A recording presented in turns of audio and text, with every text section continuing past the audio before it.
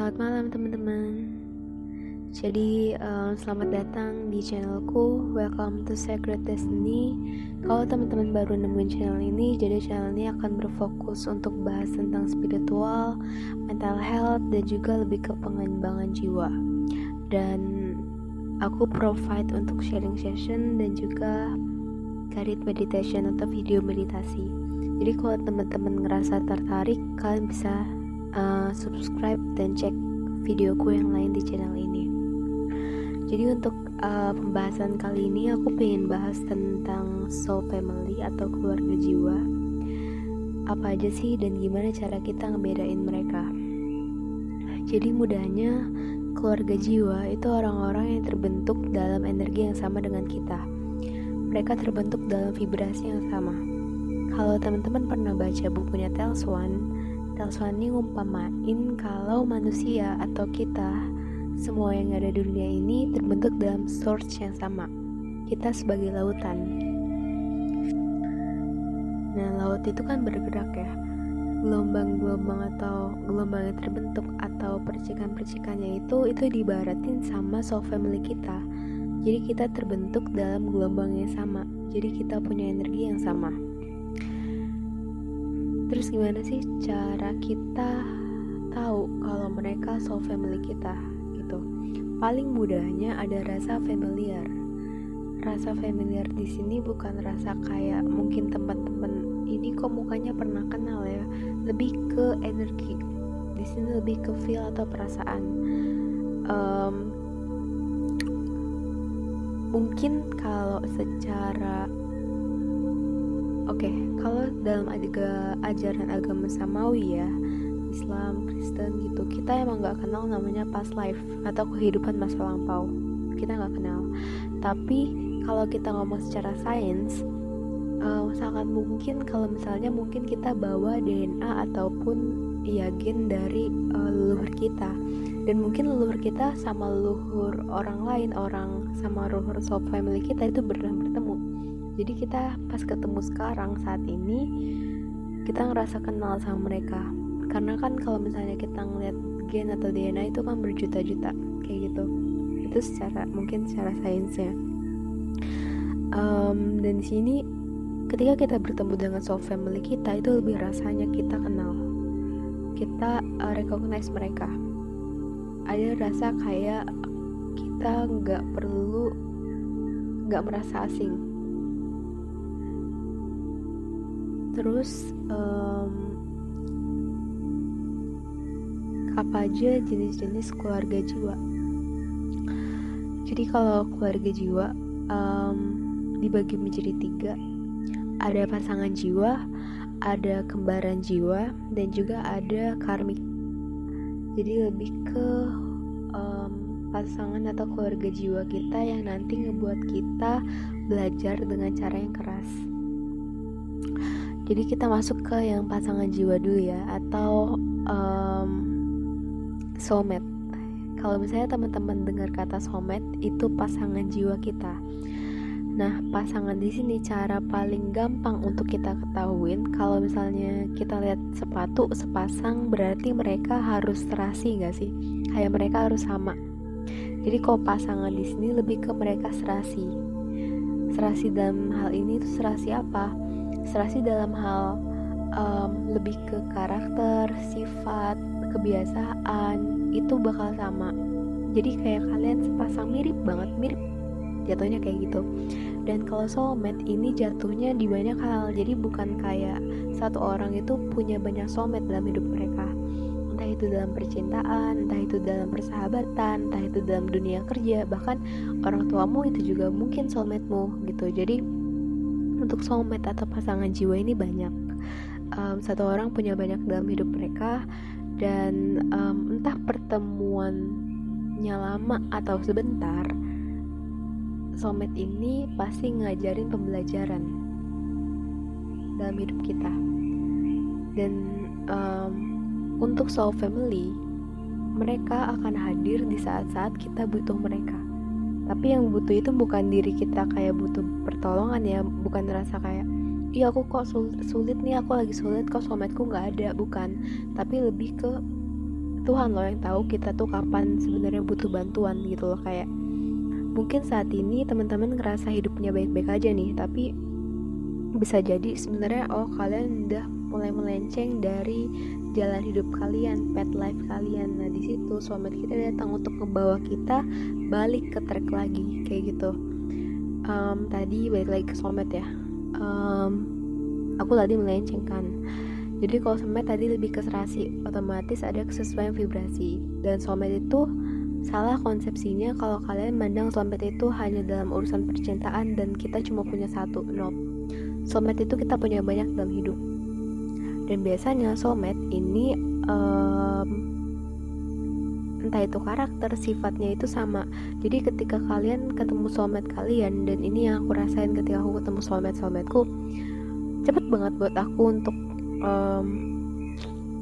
kayak nyesuaiin diri sama mereka.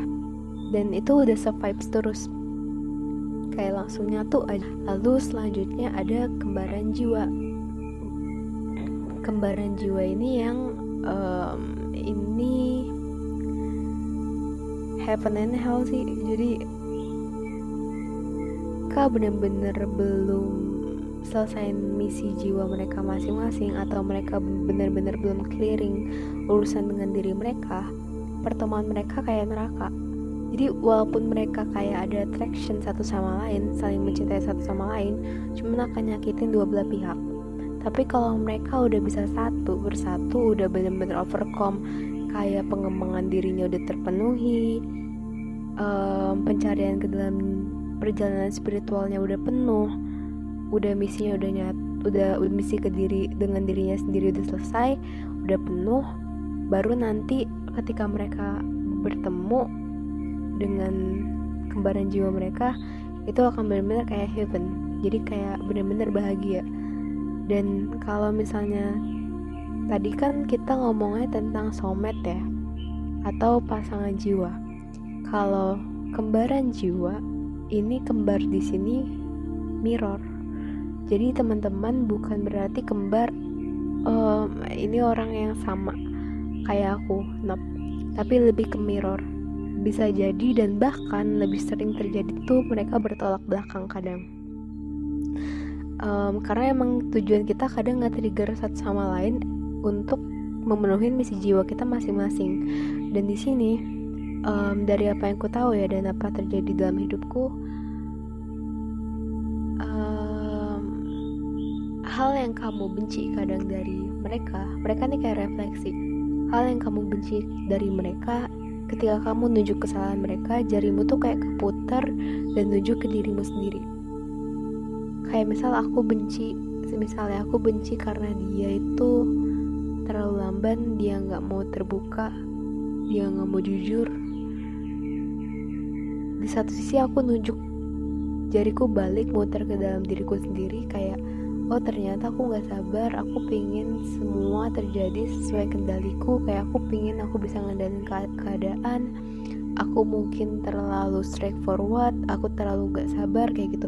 Jadi apapun yang aku benci ke dia itu kayak dibalikin lagi, ini loh sebenarnya kekuranganmu. Itu yang aku sadarin kalau kondisi kembaran jiwa. Dan tadi kan kita sempat singgung ya, kalau soulmate atau pasangan jiwa itu mereka punya banyak. Kalau kembaran jiwa, beberapa orang bilang bahkan gak semua orang punya dalam dunia ini. Tapi kalau misalnya kamu punya kembaran jiwa, itu biasanya orang bisa sebut twin flame. Ini biasanya mereka cuma punya satu seumur hidup, dan biasanya twin flame-nya koneksinya dari ikatan cinta kasih.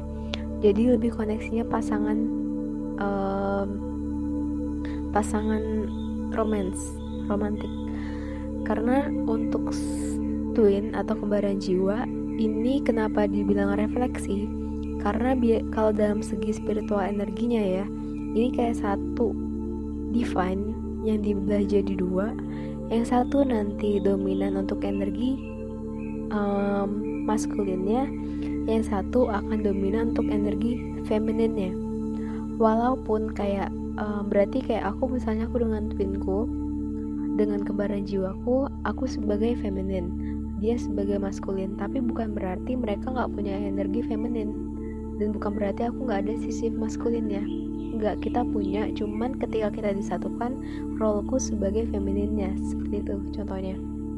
Jadi kita cuma punya satu seumur hidup kita. Dan tujuannya kembaran jiwa jelas untuk pengembangan. Jadi misi jiwanya itu bukan setauku ya, misi jiwanya itu bukan misi jiwa untuk diri kita doang, tapi pasti ada orientasinya ke orang lain. Jadi nanti ketika misalnya pembenahan diri kita udah selesai nih dalam diri kita sendiri, self work yang harus kulakukan dengan diriku itu udah selesai, dengan dia udah selesai, nanti kita baru bisa satu. Ketika kita udah bisa nyatu, di situ kita pasti ngelakuin banyak work bareng. Jadi kita akan lakuin banyak misi-misi jiwa bersama. Karena walaupun sebenarnya di sini twin atau kembaran di sini berbeda secara karakter, secara sifat, mungkin secara pembawaan, karena satu energinya maskulin, lebih energinya bumi ke bawah, tapi yang satu lebih feminin, energinya tuh dari hati ke atas, ke semesta, ke langit. Tapi core value kita yang sama, dan situ kita harus melengkapin. Cuman kalau boleh jujur, antar hubungan soulmate dan twin flame atau kembaran jiwa benar-benar sakit kayak gitu. Jadi ketika sakit banget gitu, but they're not meant to be hurt you sometimes. Tapi itu akan tetap nge-trigger dan nyakitin kamu. Tapi kalau misalnya soulmate ini lebih ke mudah beradaptasi, mudah menerima. Jadi ini lebih ke lovey-dovey yang happy gitu loh relationshipnya untuk soulmate atau kembaran jiwa, pasangan jiwa. Karena emang kalian punya trait, behavior atau kesamaan yang banyak, dan kalian vibrasinya cepat nyambung juga kan. Lalu yang terakhir kita bahas tentang karmik. Jadi karmik dari ketiga hubungan ini, karmik ini orang-orang yang sebenarnya kadang mungkin kita benci gitu, kadang kita marah ke mereka karena mereka orang-orang yang akan ngasih luka dalam hidup kita, ngajarin kita mudahnya untuk pengembangan diri kita. Semua keluarga jiwa kita datang ke hidup kita untuk pengembangan jiwa kita. Tapi kalau karmik ibaratnya guru, mereka ngajarin dengan cara yang keras, dengan cara yang menyakitkan.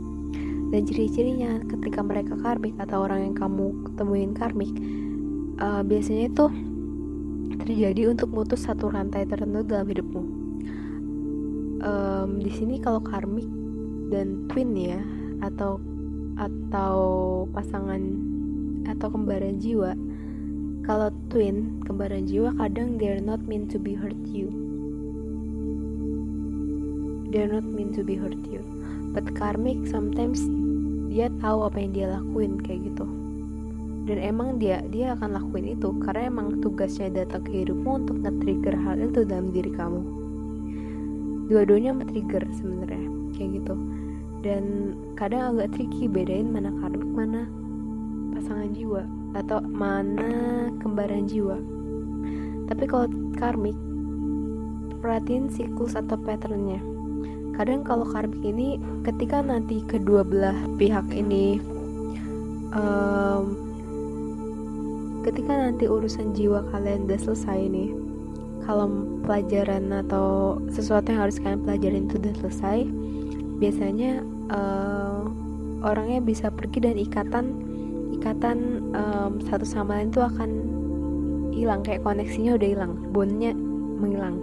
Karena emang karmik itu cuma dalam session tertentu, setahu kok, kayak ada periodenya mereka datang untuk ngajarin sesuatu, ketika nanti pelajarannya udah selesai mereka hilang. Tapi kalau misal kamu ketemu sama karmikmu tapi kamu gak belajar apapun di sana, walaupun mereka pergi,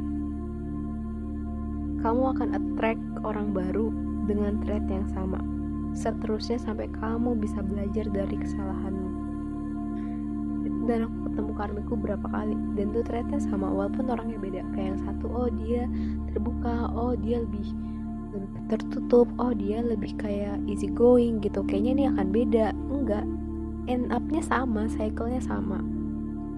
Jadi ada repetition, pengulangan cycle, pattern sampai kamu bisa belajar apa yang harus kamu pelajarin dalam hidupmu. Itu kalau karmik.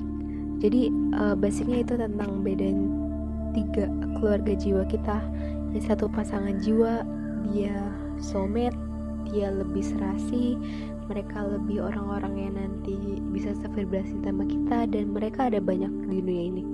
Kalian punya banyak soulmate. Lalu yang kedua ada kembaran jiwa atau twin.